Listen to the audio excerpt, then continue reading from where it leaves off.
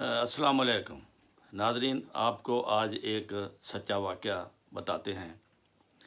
ایک پولیس والے نے مجھے بتایا اور کہا کہ بہت ہی حیران کن واقعہ ہے، جس نے گاؤں والوں کی جو دیہاتی لوگ ہیں، ان پڑھ ہیں، انہوں نے ہمیں بھی پاگل بنا دیا تھا۔ وہ کہنے لگا، اس طرح ہوا کہ ہمارے پاس ایک شکایت آئی کہ ایک گاؤں والوں نے، ایک گاؤں ایسا تھا جس میں دو پارٹیاں تھیں بڑی، دونوں مربوں کے مالک تھے، دونوں سیاست میں حصہ لیتے تھے، لیکن ان کا مذہبی اختلاف بھی تھا۔ بہرحال ایک دوسرے کو نقصان پہنچانے میں کوئی موقع ہاتھ سے نہیں جانے دیتے تھے۔ ایک دفعہ ان کا بوڑھا غائب ہو گیا، جو ان کو مشورے دیتا تھا، ان کی ہیلپ کرتا تھا، سیاںا بندہ تھا۔ وہ جب غائب ہو گیا تو انہوں نے سمجھا کہ ہمارے باپ کو اغوا کر لیا ہے اور فلاں نے کیا ہے۔ تھانے جا کر ان کا بتایا، رپٹ لکھائی کہ ہمارا جو ہے باپ، اس کو اغوا کر لیا گیا ہے اور ہمیں شک ہے فلانوں نے کیا ہے۔ بہرحال پولیس نے کہا کہ تم ایسے کرو، اس کو ڈھونڈو اپنے رشتہ داروں میں آگے پیچھے، تو پھر اگر نہ ملا تو پھر پرچہ کاٹ دیں گے۔ دوسرے دن انہوں نے پھر اطلاع دی کہ اس کو تو زندہ جلا دیا گیا ہے۔ وہ ایک لاش کہیں سے لائی گئی اس بوڑھے کے نام پر، اس کو ان کی زمین میں، یعنی جنہوں کا بوڑھا اغوا ہوا تھا، ان کی زمین میں ہی لکڑیاں نیچے آگے رکھ کر اس کو جلا دیا۔ لیکن اس کی جوتی اور اس کی انگوٹھی اور اس کی گھڑی وہ لاش کے نزدیک پھینک دی گئی۔ تو انہوں نے پکا کر لیا کہ یہ ہمارا ہی بوڑھا ہے، شناخت تو ہو نہیں سکتی تھی لاش کی۔ تو بہرحال ہم گئے، پولیس گئی وہاں پر، انہوں نے دیکھا کہ انہوں نے کہا جی یہ جوتی ہے اس کی، یہ اس کی گھڑی ہے، یہ وہی بندہ ہے جو کل اغوا کیا تھا، آج انہوں نے ساڑ دیا۔ تو پولیس نے ان کے کہنے پر ان مخالف پارٹی پر پرچہ دے دیا کہ انہوں نے قتل کیا ہے، اور ان کو گرفتار کر لیا ہے، چاروں کو، جو بڑے تھے ان کے، ایک نوکر تھا ان کا، باقی بچے تھے، ان کو جناب علی جیل میں ڈال دیا گیا۔ لیکن ہوا یہ کہ مہینے کے بعد، کچھ عرصہ بعد، اس بوڑھے کی لاش ان کے گاؤں سے ملی۔ اس بوڑھے کو وہی لوگ 1 مہینے تک کھانا دیتے رہے، یعنی انہوں نے اپنے مال ڈنگر کے ہاتھے میں ایک انڈر گراؤنڈ پورا سا بنا کر اس میں اس کو رکھا ہوا تھا، سنگلوں سے باندھ کر اس کو ان کا نوکر ایک روٹی دیتا تھا صبح، ایک شام، اور ایک پیالہ پانی دیتا تھا۔ جب مہینہ گزر گیا اور وہ جیل میں چلے گئے، ان کی تاریخ لگ گئی، تو پھر اس بوڑھے کو انہوں نے نکال کر، اس کے نوکر نے رات کو ان کو ختم کر کے اس کی لاش کو ان کی زمینوں میں پھینک گئے، جن زمینوں کا وہ بوڑھا مالک تھا۔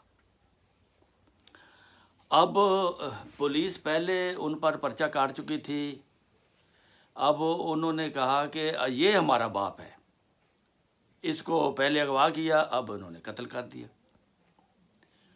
اس طرح وہ پولیس والوں نے پھر انہوں نے کہا کہ اب کس کے اوپر پرچہ کاٹنا ہے، پہلے آدمی پر تو آپ نے، انہوں نے کہا جی ان کی یہ شرارت ہے، پرچہ ان پر ہی ہوگا۔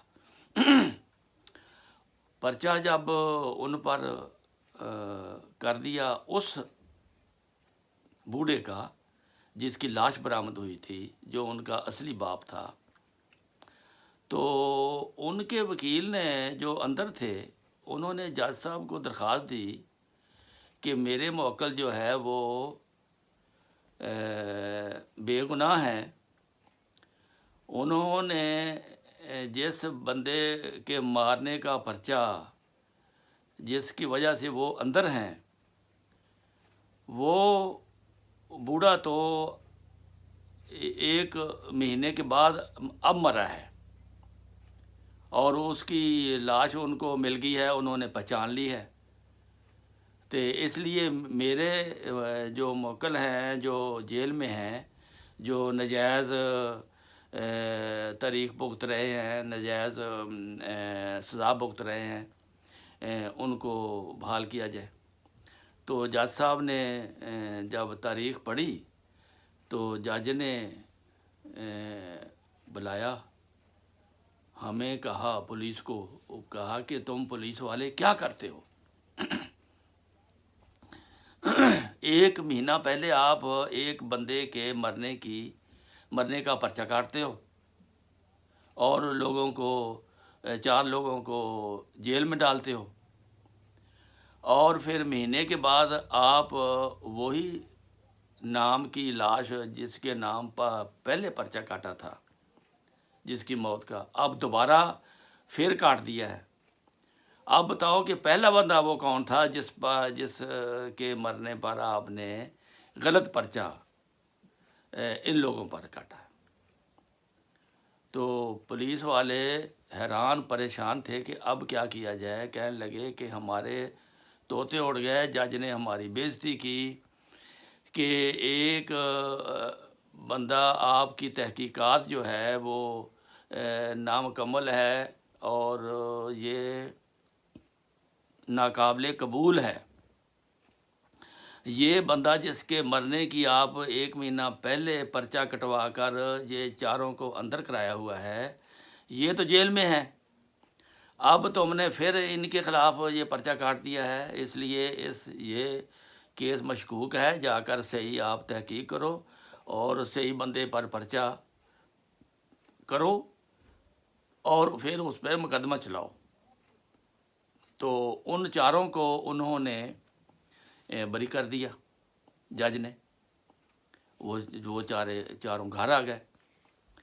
بعد میں جب ہم نے اس کی صحیح تفتیش کی تو پتہ چلا کہ یہ انہوں نے پورا پہلے اپنا انڈر گراؤنڈ پورا سا بنایا زمین میں اپنے ہاتھے میں, پھر اس کو اغوا کیا اور جو وفادار ان کا نوکر تھا اس کے ساتھ انہوں نے ساز باز کی کہ اس طرح ہم کرتے ہیں, پہلے اغوا کرتے ہیں, پھر اس کو یہاں اندر ڈالیں گے زنجیر لگا کر, آپ اس کو روٹی پانی دیتے رہنا. پھر اسی دوران اس نوکر نے لاوارث لاش کہیں سے انہوں نے بندوبست کیا, لاوارث لاش اٹھا کر ان کی زمینوں میں آ کر جلا دی اور اس کی جوتیاں اس کی گھڑی اتار کر جو ان کے قبضے میں تھا وہ اس لاش کے پاس رکھ دی. یہ پولیس والوں کو اس وقت پتہ نہیں تھا. جب لاش رکھ دی, ان کو جلا دی, وہ جلی ہوئی لاش شناخت نہیں ہو سکتی تھی.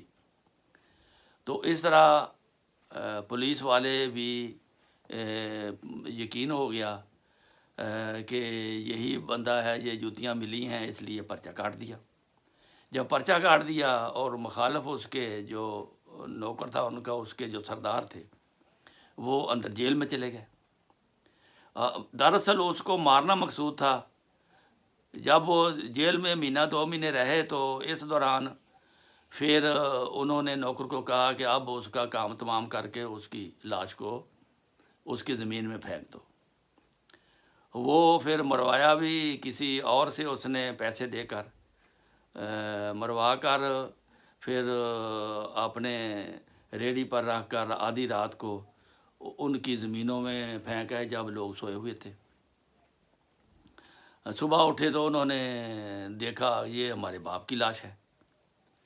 انہوں نے کہا یہ پہلے جلائی ہوئی لاش کس کی تھی؟ کسی کو سمجھ نہیں آ رہی تھی, نہ پولیس کو سمجھ آ رہی تھی. پھر وہ تھانے گئے، انہوں نے کہا جی ہمارا باپ تو یہ ہے، وہ شناخت انہوں نے کر لیا، کیونکہ اس کا تو کچھ بگڑا نہیں تھا، گلا گھونٹ کر اس کو مار دیا تھا۔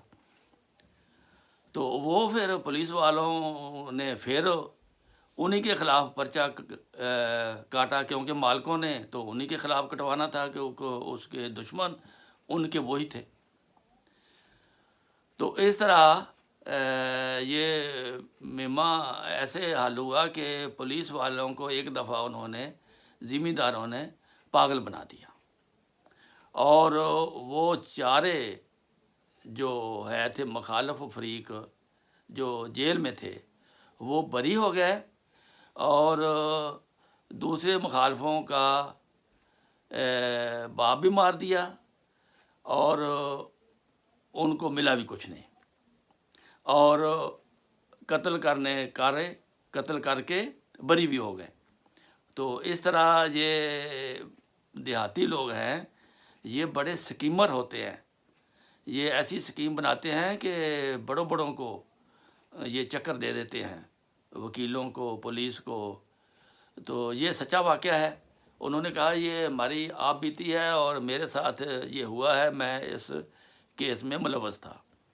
یہ آپ کے لیے ایک انٹرٹینمنٹ بھی ہے، اور آپ کے لیے ایک اطلاع بھی ہے کہ پینڈو لوگ جو ہوتے ہیں، دیہاتی لوگ ہوتے ہیں، اس کو ایسا ویسا نہیں سمجھنا چاہیے، ان کا بھی دماغ کام کرتا ہے۔